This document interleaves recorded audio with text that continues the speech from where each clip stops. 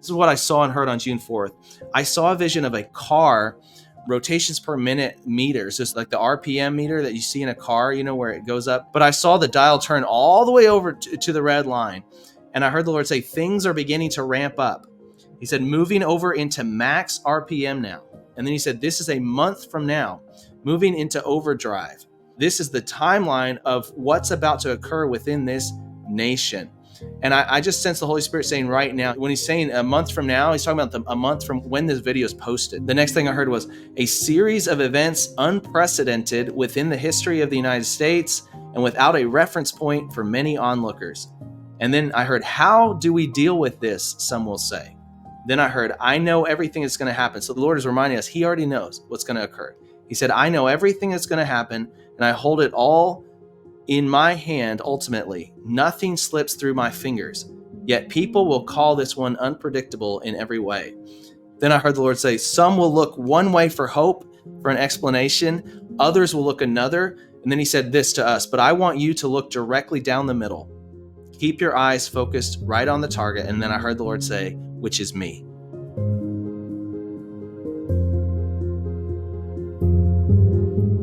I began to see a vision on May 15th of ram's horn next to a bunch of bananas. The ram's horn kind of represents the bugle call going out or the trumpet blast going out, right?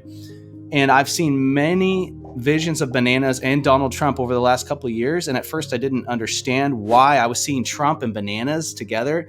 And then as some of these events have taken place where people started saying, hey, this is looking more and more like a banana republic. But the Lord is referencing that same idea here, where I saw this ram's horn next to a bunch of bananas. I heard the Lord say this. He said, I'm sounding the ram's horn right now, even in a state of chaos. And then he said, my leaders are arising. Then I heard the banana system has taken hold and held a prisoner captive, but a trumpet blast is about to respond around a nation shouting for victory and triumph in the midst of treason. The next thing I heard the Lord say, many people don't see what is erupting in this nation right now.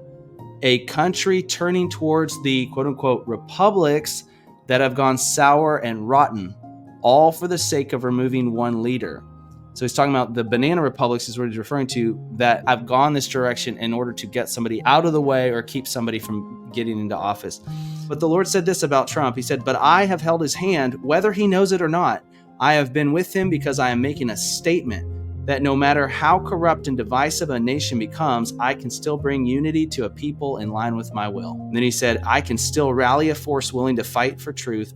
And that's more than merely a political fight. So now the Lord is getting specific here.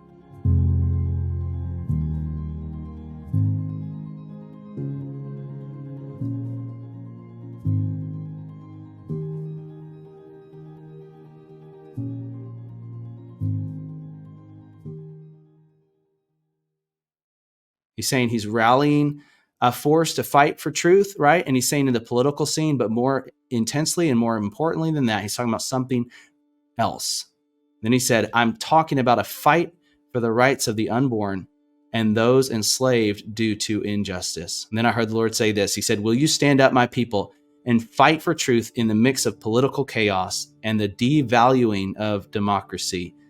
And then he said, even as the banana sours, the people of the king, he's talking about Christians, the people of the king are growing sweeter and sweeter, more potent as they grow closer to the vine and intentionally choose to lay down their pride, their ego, and their own wills for the sake of a kingdom purpose, the rights of the neglected, the poor, the widow, and the orphan, the rights of those still in the womb, and the lives of those outside of the kingdom.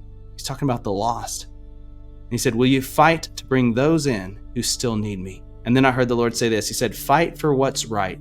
Yes, fight for freedom. But do not neglect the weightier issue at hand, that some still don't know me. And that is what's most worth fighting for.